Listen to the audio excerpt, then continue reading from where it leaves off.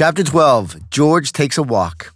As George sat at his desk, thumbing through the book Marty had given him, looking for a positive energy exercise that appealed to him, he thought of his old friend Chuck, who had made a fortune during the internet boom. He remembered how surprised he had been to hear that Chuck and his wife had divorced. He thought about appearances and how, on the outside, Chuck seemed to have everything: money, family, big house, a plethora of companies that wanted Chuck to run them. Yet George realized everything isn't always what they seem. He found out that Chuck really had a lot of personal problems that spilled over and caused the destruction of everything else in his life. When George really thought about it, he never remembered Chuck being happy. Thinking of Chuck made him realize even more than ever that he didn't want to go down that road. Everyone else probably thought he had it all too. If they only knew, he thought, appearances weren't enough. The show wasn't doing it anymore. He wanted to feel good.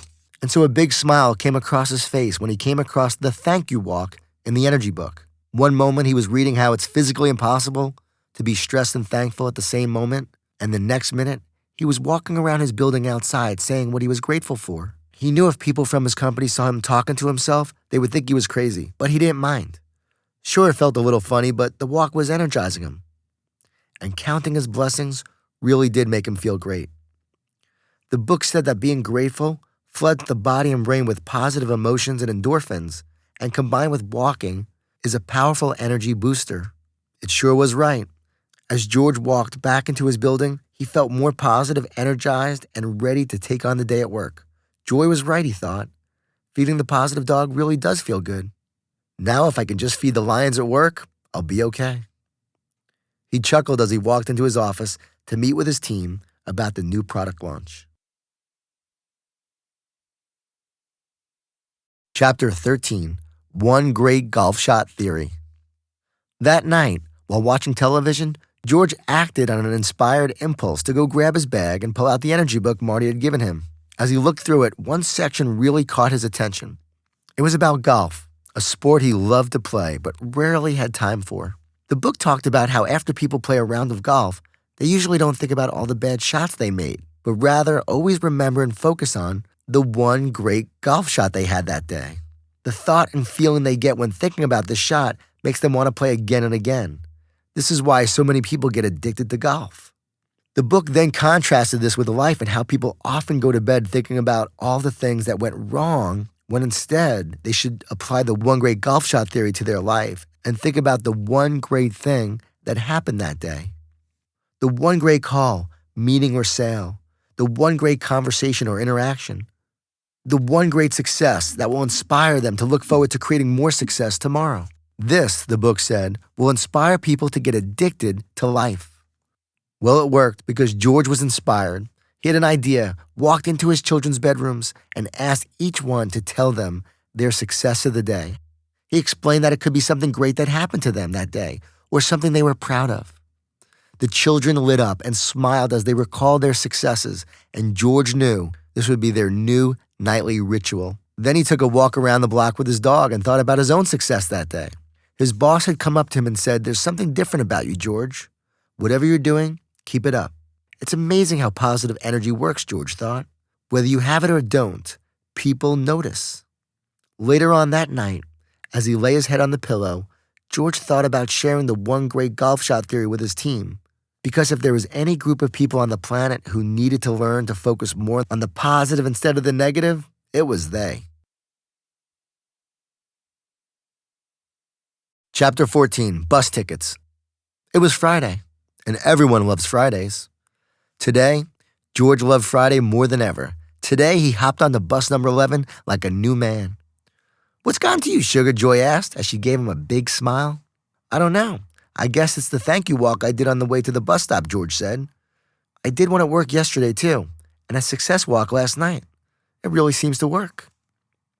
"I told you, George, there's nothing better than feeding the positive dog. But listen here, I got something real important to tell you. Me and the team have been talking, and we have decided that we really want to help you succeed with that new light bulb you're introducing. So now that you got the positive energy flowing, you're ready to share it with your team, which is a good thing because if you want to have a successful product launch, you're going to need to get your team on the bus. So this is rule number 4, George. Show him, Danny. Danny pulled out rule number 4, which said, Rule number 4, invite people on your bus and share your vision for the road ahead. Remember, you're driving the bus, George, Joy said. But as you drive, you want to keep asking people to get on. The worst they can say is no. If you don't ask, they won't know to get on. Plus, the more people you pick up along the way, the more energy you create during the ride. The goal is to eventually have a standing room only bus. And since this is an energy bus, it's always expanding. So you'll always be able to add more people.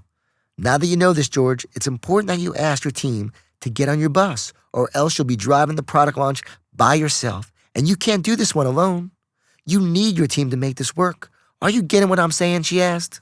Yes, I am, George answered. As he thought of his team in disarray, he knew there was too much to do to launch it by himself, and he knew only an organized, energized team could deliver a successful product launch.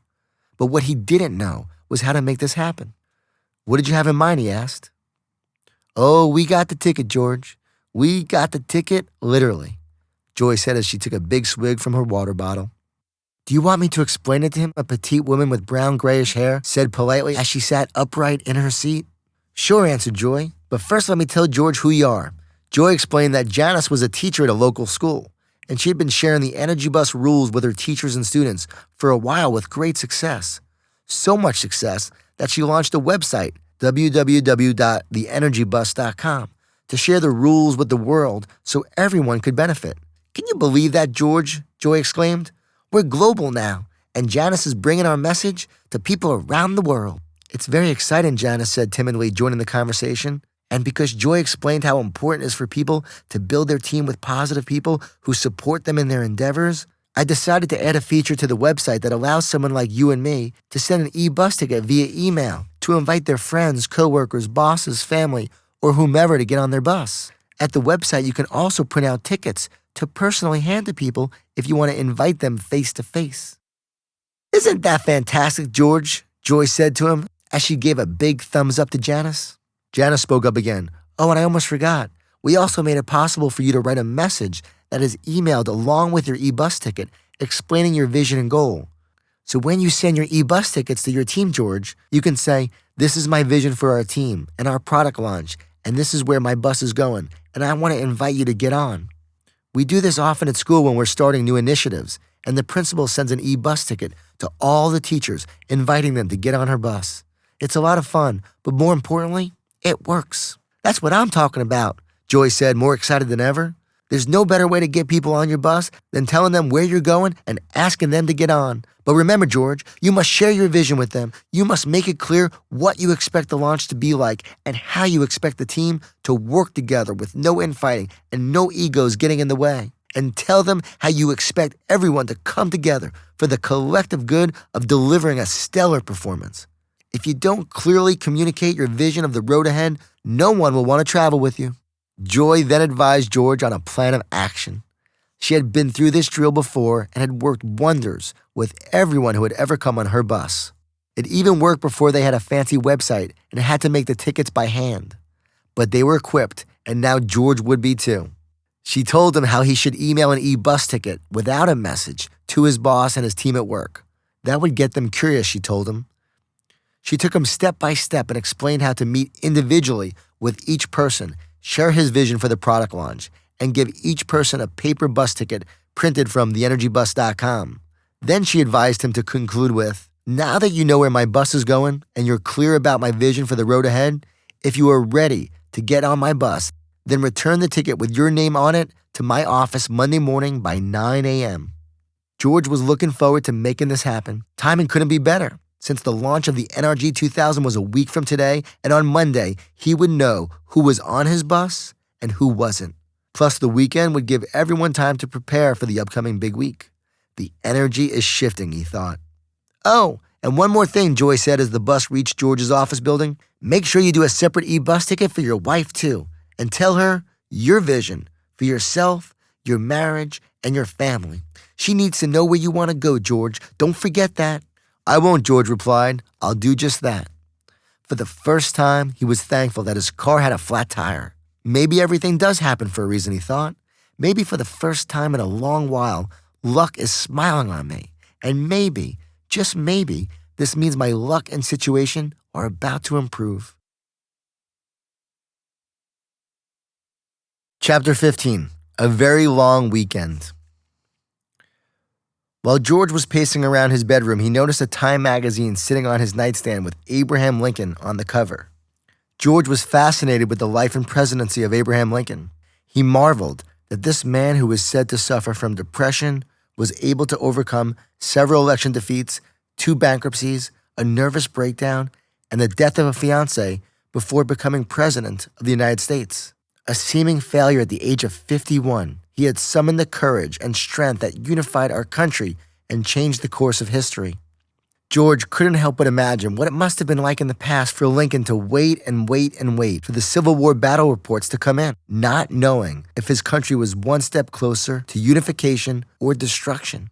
Yet now, as George spent time with his family and did chores around the house, he had a small sense of what it was like to wait and wait, to have your fate unfold before you. As time went slowly by, he wondered who was going to be on his bus and who would stay off it. He wondered if he had the strength and courage to overcome his own small civil war at work, and he wondered if he was headed toward victory or defeat. He had handed out the bus tickets on Friday, and he felt great about his meetings, but Monday would be the telling point. He walked over to his bookshelf, pulled out his favorite Abraham Lincoln book, and randomly flipped through it only to find a quote that jumped out at him and would bring him a newfound resolve. I am not bound to win. I am bound to be true. I am not bound to succeed, but I am bound to live up to the light that I have. Abraham Lincoln, 16th President of the United States of America. Chapter 16, Who's on the Bus? It was Monday, and Monday was very different from last Monday. Instead of dread, George felt a nervous excitement. He had taken an earlier bus to work today, so he could be in his office in time to receive the bus tickets from his new passengers. He greeted each person as they walked one by one into his office, handed in their tickets, and told him they were on his bus. All of them, except Michael, Jamie, and Jose. The 3 of them walked in together, and immediately George knew something was up. He could tell they were nervous and that they weren't holding bus tickets. I bet they're too scared to come in alone, so they decided to pack together like a bunch of wolves, he thought. We think your bus is going to crash, and we don't want to be on it when it does, Michael bluntly told him. We need this job, Jamie said nervously. Who's we, George asked. All of us, they said in unison as they looked around at each other. Your bus is going to go up in flames, Michael said. The words hit George like a dagger in the heart. Michael and Jamie always had given him problems, and he expected they wouldn't get on his bus. But Jose was a big surprise. Jose had always worked hard for him. And the biggest surprise of all was that Jose chose to stay off the bus, while Larry and Tom, the 2 biggest problems of all, handed in their tickets and decided to get on. As the 3 wolves stood there, George didn't know what else to say. He was in shock. Sure, he had contemplated that there might be people who wouldn't want to get on his bus, but he never thought what he would do if this actually happened. Now it was staring him right in the face, and he felt lost. Thank you is all George said as they walked out of his office, and he slumped into his chair. Thinking about his team dynamics, he felt more hopeless than ever. 2 people he thought would surely stay off his bus wanted to be on it, and the 1 person he thought would be his first passenger said no. Needless to say, the day did not go well. Larry and Tom continued causing problems by fighting with each other and the rest of the team. They complained about everything and bashed other people's ideas while offering no solutions of their own. George tried to get everybody on the same page, but he was severely distracted by the 3 wolves who did not want to get on his bus. He didn't know what he should do with them, so he just let them sit there passively at the meetings as they let everyone know how they felt by rolling their condescending eyes at each other. The energy felt horrible, and so did George. They had 4 days until the launch, and his bus was stalled.